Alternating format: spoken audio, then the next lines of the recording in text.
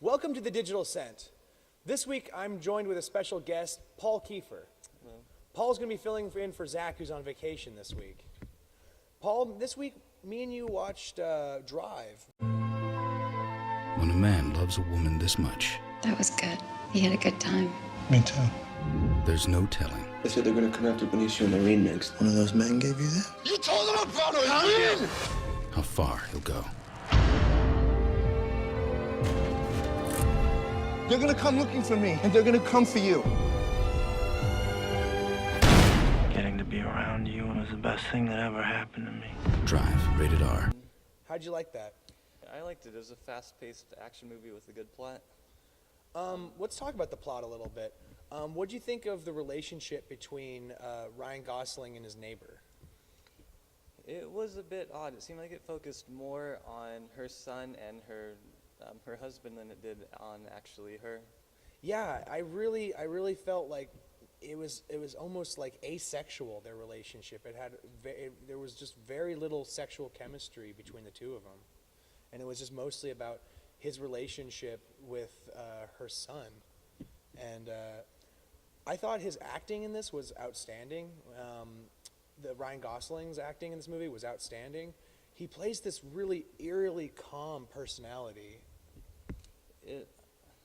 That kind of creeped me out a little bit. Like he would be either driving, or even if he killed someone, he would still just be like emotionless. Yeah, like almost sociopathic. And so that definitely made like the action and violent scenes just a little bit more intense, in my opinion. And I'd say that violence was pretty intense to begin with. Like, it felt really believable with the special effects, and it seemed like they were actually killing people on screen. Yeah, I mean, this movie, like, just look at the box, look at the DVD cover, okay? It tells you everything you need to know about this movie. He's walking around LA in a blood-covered 1980s members-only jacket with a scorpion logo. Anything else interesting to say about the movie? Oh. What'd you think of those title credits? The title credits were weird. The pink cursive, I don't know, it didn't quite work for me. It made me think of like a 1980s throwback to John Hughes.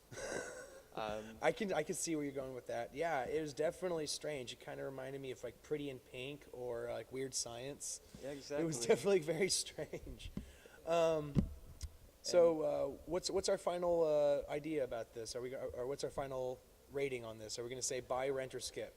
I'd say you rent it if you like action movies and violence, but if you're squeamish or faint of heart, maybe avoid it and then rent The Notebook if you're a Ryan Gosling fan. Yeah. This week I'm also joined by Kate Rourke. Me and Kate watched In Time this week, starring Justin Timberlake. Let's go for a ride. In the near future, Time has become the currency. 4 minutes for a cup of coffee? Please deposit 4 minutes. you only live 25 years. Unless you get more time. If you had as much time as I have, what would you do with it? Sure as hell wouldn't waste it. I will stop him. For a few to be immortal, many must die. No one should be immortal. If even one person has to die. In Time, rated PG-13.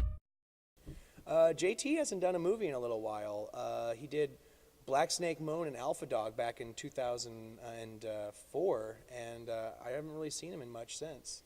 Yeah, he hasn't really done too much in the last couple of years. He did Friends with Benefits Friends with Benefits was his most recent one, I think. with and that was, Mila Kunis. yeah, totally opposite of what we normally probably see him in.